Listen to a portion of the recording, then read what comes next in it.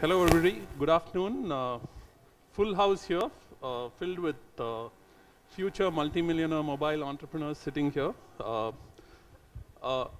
Let me get straight to the point. I believe we have about 25 minutes. I'll give you a quick background about all the panel members, and then we'll get started on the topic of valuations in the mobile industry. I'm going to make it a little more general and kind of cover fundraising as a concept in the mobile tech space, and also touch upon the topic of valuations. Sure. And also touch upon the topic of valuations of Fabit as well. But before that, let me give you a quick introduction to the panel members here. We first have Rajesh Raju from Kalari Capital, a well-known tech investor, tech VC. They've obviously invested in brands like Myntra, Snapdeal, Maxter, Simply Learn. Very, very evolved investor, I believe, in their third fund right now. Started off as NEA, Indo-US Venture Partners, and then after that, they started investing as Kalari Capital. So Rajesh will share with us his understanding of both fundraising and valuation in the tech space. We'll also come back to the audience just to get a perspective of, in which stage you guys are in so that we can tweak the discussion accordingly. We also have with us Hemu and Bharat, two wonderful entrepreneurs who are well entrenched in the Chennai scene, part of Chennai Angels. Hemu, of course, comes from an old economy world, having built Landmark and sold it successfully to the Tata Group. She's very passionate about entrepreneurship and about giving back as well. Reasonably active in TCA.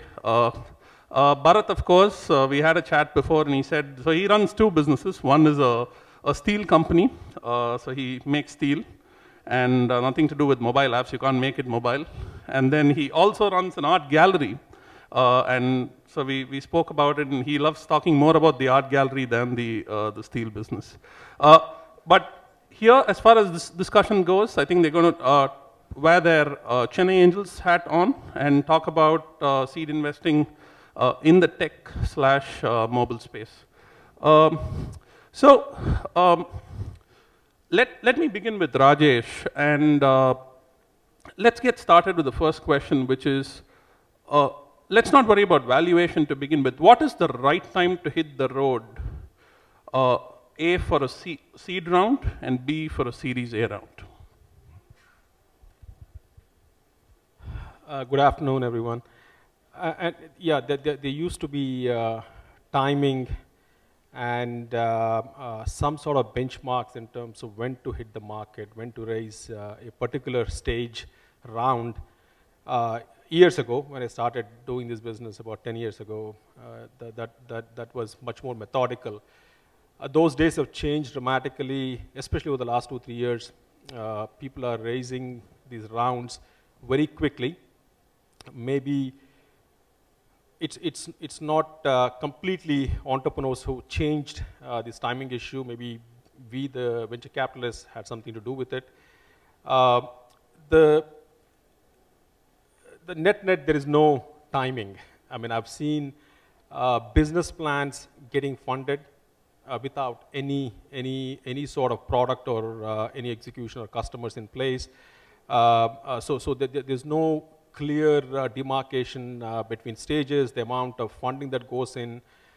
All those things have changed. But we're all in a hype cycle. I'm sure a lot of you understand that, get that. These things don't last forever. And in terms of methodically, at least in my view, the way entrepreneurs should go about, I think the traditional way of bootstrapping, money from friends and family, the old traditional way of doing it, doing a startup, is still the right way to do it. You don't want to unnecessarily approach investors too early in your life cycle. I think panel was talking about the dilution and variety of other factors that go into it, because when you have investors, they're going to be demanding investors. They're going to be asking you for results. And those things come in time, and very difficult in some markets to produce those results right away. So my advice is build your product, have some sort of customer proof on the ground. Reality has to be there. Even before you reach even seed investors, just get your product and idea and define the problem well. I think most of us choose solutions. You think the way you're trying to solve a problem is the right way to do it, and the solution is going to be accepted by the masses. You will realize that if you define the problem properly that the masses are facing today, that's the right way to go about rather than focusing on the solution. Solution evolves. And most of our successful companies, in fact, started with a completely different business and ended up doing something else. So if you have the drive and if you're defining the problem properly on what you're trying to achieve, I think the solution evolves over time. So in terms of timing, I would say take a breather, just think about the problem and think about a solution, have some sort of customer proof, and slowly build step by step. Over the long run, you can build a better company doing that rather than racing with everybody else in the ecosystem. So Hemu, do you want to take a shot at, can you give us a perspective when pitches come to Chennai Angels? What are some of the key metrics you look at? So obviously team, product market fit, all of that, but in addition to the hygiene factors, what are some factors you look at? Both of you can actually take that question from the perspective of a seed round. Okay. Actually, a lot has been changing over the last few months, and I would say over the last year or so in terms of funding. The people who are coming to us is about, we look at about 20 to 25 deals a week, which is quite a lot. And I find that a lot of them actually get rejected for a variety of reasons which actually endorse Rajesh's view. One is the entrepreneur is so passionate about his idea that he's got what he wants to do, but he's not able to present it properly. He doesn't have traction because he has no proof of concept. At the same time, he's already stepped ahead, 2 phases, and is asking for far too much money for a seed round. I think there has to be a balance between, what a seed funding is and what a Series A funding is. Seed funding really, according to me, is enough money for you to do proof of concept. And then a little more money for you to provide the buffer till your Series A is raised so that you don't run out of cash. But then if you come to the table as absolutely seed entrepreneur with an idea and you say, I want like $3.5 million, I found most of these ideas just get rejected purely because there's no proof of concept. It's a hell of a lot of money to dole out with, no proof of traction, nothing. So I think it needs to be balanced out, and those are the ones that have actually got funded, where the entrepreneurs put some idea and some thought into it, and also has picked up a mentor along the way, which, the guy will give you a balance. We do a lot of mentoring in the Angels, where we, help you design your business plan, design the presentation, cut it down. Normally, if a 20-page presentation is not necessarily better than a 2-page one. So be concise, be clear, take enough money to proof concept, then you can always raise a Series A. I find that when you're too ambitious in terms of wanting too much money too fast, without any proof, and a lot of people doing the same thing, the investor always worries that, by the time you get around to spending this money, like there'll be 10 other guys doing the same thing. So, that's my experience. I quite agree with Hemu and Rajesh on this. We see a lot of over-aggression, something like doing 10 lakhs a turnover this year, and next year they say we'll do 100 lakhs. And conservative approach, skin in the game, not much. And these are those conservative ideas still, though angel investors are not that conservative, but still they're looking for at least these basic criterias, when someone is asked for an investment. So that's my... That kind of leads us on to the next question I had in my mind, and after this question we'll go to the audience to understand what kind of questions they want to get answered. Rajesh, so today mobile is kind of flavor of the day, right? And so is big data and cloud and analytics. Somewhat like KPO and outsourcing was, say, 10, 15 years ago. Is that taking valuations through the roof?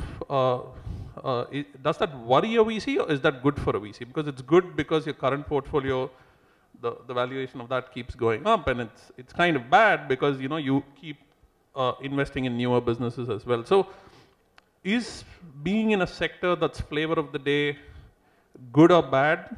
how does that impact valuations?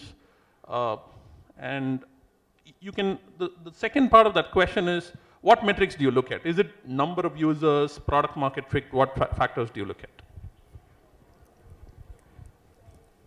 So yes, I mean, I think mobile is definitely flavor of the day, and that's the good part. The bad part is we have seen a lot of presentations this morning.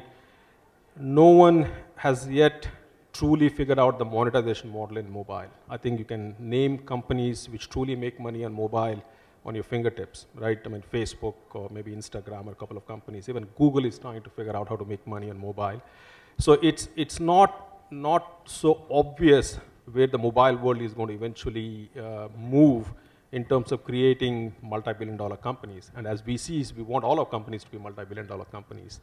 And so that hesitation is still there in our eyes. I mean, we do have a lot of mobile companies. In fact, the last fund, when we kickstarted that, mobile was the main theme. When e-commerce was the main theme, we moved on to mobile. Right after the first fund, e-commerce was a theme for us. Mobile has been the main theme in fund 2. Few of our companies have good traction, but what does that mean in terms of eventually them really generating hundreds of millions of dollars of revenue, and that translating to profits, and thus the valuation that these companies deserve? That's yet to be proven. So we are still trying to figure our way through this mobile ecosystem. And yes, the valuations are always high, and that is helpful for every stage investor. The next stage investor comes and bids up the valuation. It looks great on paper for all of us. Unfortunately, the paper valuations rarely translate to real valuations. But by the time these companies raise first, second, third, fourth, fifth round of financing, in most of these consumer mobile companies will end up raising 7, 8 rounds before they can be listed or become a valuable company. And as a stage-focused investor, as a Series A investor like Kalari does, it looks great when our companies raise Series B, Series C, Series D, but does that eventually translate to liquidity for us? That's only proven when a company gets to the size of a Snapdeal or a Flipkart. Other than that, liquidity is still a question. So too much hype is never good because when these company valuations skyrocket, they set this benchmark so high, and when the liquidity in the market dries up, very difficult to fund these companies. So if something happens today in the markets, in the capital markets, to fund a company like Flipkart and Snapdeal is next to impossible because they are consuming billions of dollars of cash. So valuation, study valuation rise with fundamentals. Keeping up with fundamentals is always a better way to go about, and those things are much more sustainable in good or bad markets. So Hemo and Bharat, how do you decide valuation at Chennai Angels? People come, they come at a very, very early stage, idea level, enough money to get a proof of concept going. It's a deal between the entrepreneur and the group of investors. No valuation makes sense or does have to make sense to the outside people who are not involved in the transaction. But for you guys, how do you arrive at a valuation? Okay. Actually, most of the mobile deals, because there is no value, I mean, the company has nothing, it's just a seed idea, most of it is on a discount. We just work on a discount per month, and it's not really equity deals. They are more discounted deals, and we wait for the Series A, and then, you know, so those people who want to stay invested, stay, those who want to exit, exit, but mostly they're on a... So you do a convertible debt kind of round? Yeah, those are really, because it's too early stage really to put any kind of value, and no point taking away 50% of the guy's equity also, doesn't make sense. For him to stay motivated on, you know, because he'll dilute every round as he goes on. Okay. Yeah. Bharat, I had a question for you. So early stage entrepreneur wants to raise money. How does he go about the process of raising money and process of identifying investors? So I read a blog post by Microsoft Ventures executive Mukund Mohan, right? He said it's same as the college application process. When you apply for a master's, you say 2 extremely ambitious apps, 2 safe applications, and one kind of medium. So is that the way an entrepreneur has to approach identifying the first set of VCs or investors he pitches to? What's your thought process? I think whoever has access to whatever investors, they just go up the net and through connections, through their network, whoever they put it up. And in fact, most of them land up at the wrong place because generally angels have a limitation on investments, but we land up getting investments in which they require $3 million, $4 million, and angel investors have a limitation. So generally, I think they just send to whoever they have an opportunity to, and then we guide them, or it's the reverse way actually. So who have access to you put some seed capital in, and then that's actually a bridge seed capital, and you then guide them to somebody. Seed capital, yes. Okay. Rajesh, would you like to take that as in seed-funded companies, I'm sure, come and pitch to Kalari, right? Angel networks funded companies come and pitch to Kalari and similar VCs. And your view on how long it takes from seed to Series A, and what is typically the evolution from seed to Series A, and then Series A to Series B? And if you could use an example from one of your portfolios, that will be great. I don't know if you can share that kind of information, but some kind of example, maybe even Urban Ladder. It doesn't have to be a mobile example, but some kind of positive example, if I may ask. Yeah, I mean the seed to Series A used to typically take 12 to 18 months, and now that time frame has shrunk quite a bit. I think we are seeing companies within 2-3 months of seed funding trying to raise Series A rounds, and typically now those, if I have to pick a time frame, it's more like 6 to 9 months after seed funding. Urban Ladder is a bad example because we seed funded that. In fact, pretty much. They didn't even have a website when we funded them, which we don't do. Actually, we've never done that before. That was the first company we did that, primarily because we found 2 entrepreneurs who approached us for mentorship, and we felt very strongly about those 2 entrepreneurs. And although we look for proof of concept and some traction, some customers, some revenue, by the time they come to Series A funding, we primarily invest in entrepreneurs. Our whole motto is to just pick the right entrepreneurs, everything else follows. And when we met the Urban Ladder entrepreneurs, we just felt too strongly about these entrepreneurs to let them go to a seed fund. So we decided to fund them. But in terms of time frames, like I said, a seed, I think it's typically taking 6 to 9 months, and I think we are doing Series A's very early into a company's life cycle these days. Again, we are doing sometimes even pre-revenue, and sometimes without any proof of concept. I'm talking about the industry. It's not that Kalari is doing this. I mean, we are also getting dragged into funding some of these things a little early because some of these deals are getting off the table. I mean, you just don't have time to even react to some of these companies because the funding, that hype cycle that we are in. But from Series A to Series B, again, it used to be typically 18 to 24 months. We used to build a foundation for the company, build the first level of management, build some systems, processes, technology, everything, and get better traction in terms of revenues and customers before we went to Series B with our companies. But again, that time frame has shrunk. We've had a few of our companies like Simply Learn, Maxter, all these things getting a lot of inbound interest. And sometimes you just don't want to say no, whether you're ready for Series B or not, whether you need the cash at that moment. Cash is king at the end of the day. Better to have cash in the bank rather than you getting on the road, and that's a lot of uncertainty when you go trying to raise money. So when the calls come in and they're giving you decent valuation, it's very difficult to convince the entrepreneur to wait. We have done it that way, and some of those fundings have happened within 6 to 9 months of Series A. Final question. Hemu, so this is a very kind of, I'm putting my Arnab Goswami hat on, right? Is the proof of concept overrated? Because Myntra, Snapdeal, Inmobi, none of these companies actually, they raised a couple of rounds of funding, and whatever their business model is today is completely different from what it was, right? Yeah, Snapdeal was a Groupon kind of model. It's something totally different right now.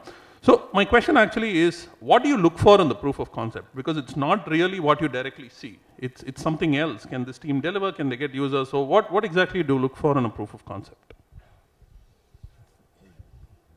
It depends on the business, yeah. I think proof of concept changes depending on what the business is. But basically what most entrepreneurs do is they just put, you know, what you can do this month. They put it on an Excel sheet and they just extrapolate a sale and say, I'll grow 10% a year, or I'll be 40% a year, or whatever. And the numbers look just so extravagant at the end of a period.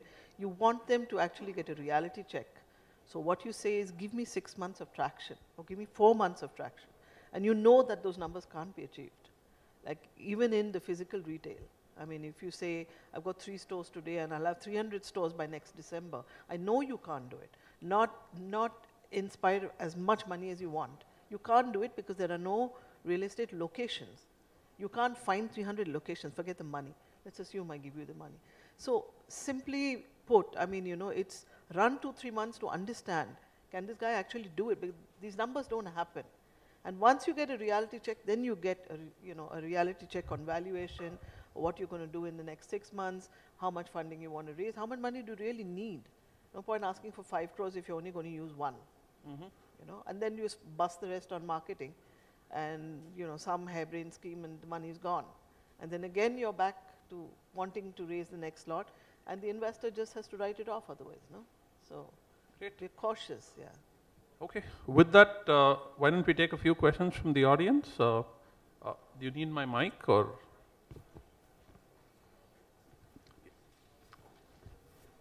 Questions?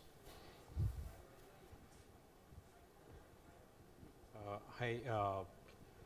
Off lately in the market, we have observed it's not just the companies, but in fact, the VC community as well has been investing in what we call as, if VC A has invested in company A, then VC B is going to invest in company B. So as a matter of fact, with e-commerce or with companies who are in the food delivery business, we have been seeing for the last couple of months regarding that. So you know, with all due respect, nothing against the VC community, but has the risk appetite of the VC community reduced in terms of you know, taking bets on a new novel idea, or is it required to have a bigger market traction to understand if it is a market where we could invest the money or not?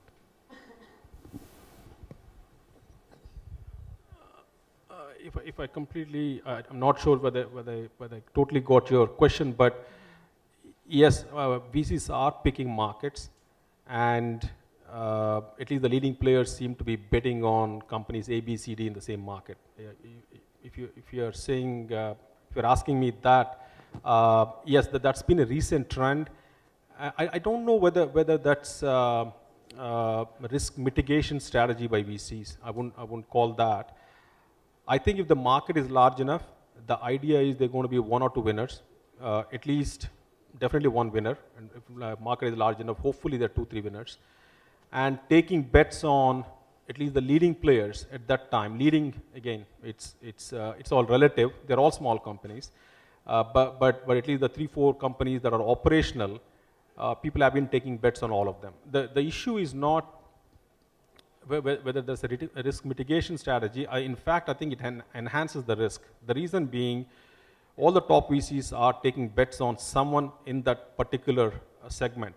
When Series B comes, these 4 or 5 investors are the only ones that typically fund the same companies for a Series B. Now the pool of Series B investors has shrunk because they've taken bets on their competitors, right? So if anything, I think the companies are at risk for Series B funding, and the investors are increasing the risk. not lowering their risk. So if one or two companies take money from VCs and bubble up, then there is money and players in the market, in the VC market, to fund those winners. But now, one of the things I worry about, yes, I mean, we are part of those markets you're talking about. We have taken bets on some companies. We worry about Series B funding for these companies because our competitors are funded by potential Series B investors.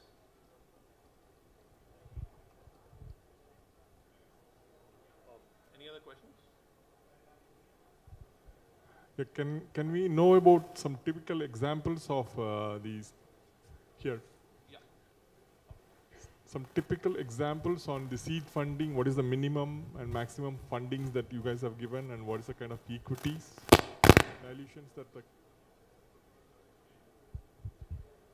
Himo, I think what the question is, if you could share a typical range of numbers that angel investors typically invest in as a group, and I don't know, ballpark on equity shared, right?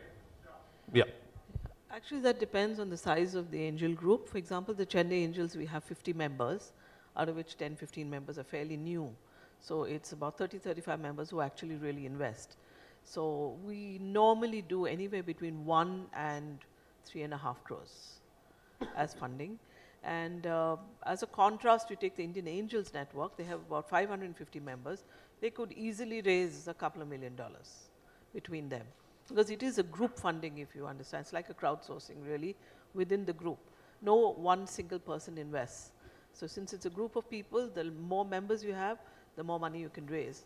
So Indian Angels Network right now is, I think, the biggest among the angel networks. Bangalore Angels raises a lot of money. But we, ours is really between 1 and 3.5, 4 crores max. Again, I told you most of them are really convertible deals. Most of them are not equity. Most will not be equity because it's too early stage to even value a company. So it will be equity. And at the end of the day, you want to leave something on the table for the entrepreneur, because if he doesn't have something to work for, then he's just completely demotivated. You don't want to give him 3 crores and take away 65%. That makes sense. I mean, that's not the purpose or the philosophy of angel investing. The idea is to nurture the entrepreneur and allow him to thrive. Sure. Does that answer your question? All right, one final question and then we could close the panel right there in the front. Yep. Thank you. Good afternoon. My name is Narsiman. We are a developer of a smartphone fitness app. We have us all there.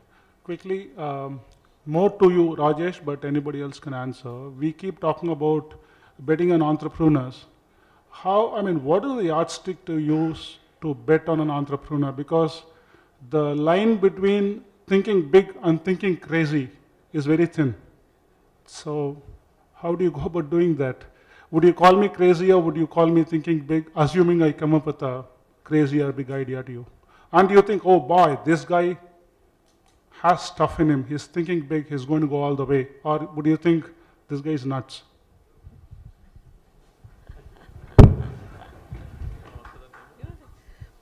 Actually, it's not so difficult really, because it's either possible or not possible. For example, if you tell me you're going to do, you're doing 30,000 bucks a day today, and you're going to be doing 30 lakhs.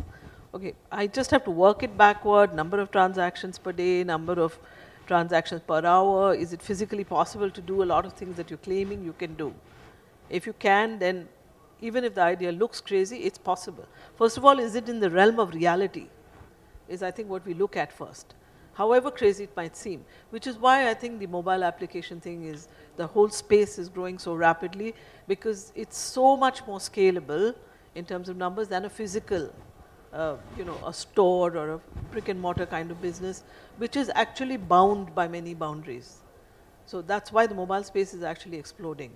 Because you can, I mean, if you say you will do, you will get, 80,000 hits a day, you can do it. We are saying it's as good as how good your app is, and how good the requirement is, and is the space big enough, and there's so many factors you look at. But is it physically possible? If it is, then however crazy it might seem, more kudos to you. I don't know how Rajesh looks at it. want to take that? Yeah, the biggest thing is the intangibles about the entrepreneur, right? I mean, the idea, the way you're thinking through the problem, and the way you plan on executing on the problem. And most of them, they are still plans, but logically, the way you're thinking through those numbers and is that practical or not, those things we can judge very easily because we see, like Emu said, I mean, the number of businesses we see, the number of entrepreneurs we have seen, good ones, bad ones, good ones that we have rejected, and they've come through our doors and we've not invested in them. We keep track of all these entrepreneurs, and we have thousands and thousands. The last fund we were doing some analysis, we looked at 1,500 businesses and invested in 29 or 30 of them, right? So evaluated, not just seen a business plan, evaluated 1,500 businesses. So we do have a track, a sense of what works in terms of businesses that we have seen, whether a lot of people may think it's practical or not practical, at least we have a sense of what works. But the most difficult part is the intangible qualities that the entrepreneurs have. That comes with experience. That comes with having made mistakes, mostly mistakes, because we make more mistakes than pick the right companies, right? I mean,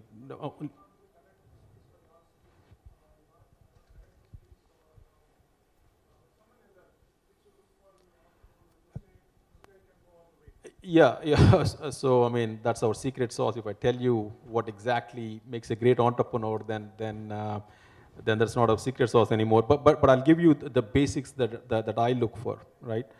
I mean, this may seem like the wrong thing to say in front of a technology crowd. I'd rather have my entrepreneur, at least the lead entrepreneur, the CEO of the company, a sales and marketing guy than a technology guy. And of course, technology is extremely important. We invest in technology companies. We want one of the co-founders to be tech savvy and hands-on build the product. But if there's a single entrepreneur company, then if he or she happens to be just a technology person, I worry about it. Technology, I mean, that there are numerous examples in technology where sales and marketing can hide a lot of your tech, whatever shortcomings you may have. So the marketing and sales savviness, understanding your customer, just having that pulse on the market and the customer has to come across. And they have to be aggressive. I mean, this is one of the statistics you will see. Very few great companies have been built by mature people. Very few great companies. And I can't even name some. I mean, or at least in the technology world, all great companies have been built by 20-year-olds. So why? Because technology is extremely risky. And if you have a wife and kids and everyone to feed, people don't tend to take that risk. And we're talking about, you know, you're betting everything, your career, your number of years, great years of your youth you're spending on this, right? So not many, the risk appetite dies as you get older. So a lot of things go into this equation. And you need to be aggressive. You need to be the risk-seeking person. We are taking a big risk, and we want you to put everything on the line as well. So we like those aggressive people. We like people who don't give up. And that's why we spend a lot of time with the entrepreneur. Actually, we do spend on the business, but more on the entrepreneur than the business. The way they're thinking, the way they are, how aggressive they are. And we do make a lot of calls to the customers, vendors, the entire ecosystem that he or she interacts. You need to be convincing people every step of the way. Fundraising is one of the things that you do. You need to hire great people. You need to hire great vendors. You need to create those partnerships. You need to continue to raise money. If you're a tech entrepreneur, you need to continue to raise money. So your ability to convince other people on your ideas is extremely important. So that's where I'm talking about the sales and the convincibility skills that you need are maybe the #1 skills that you need.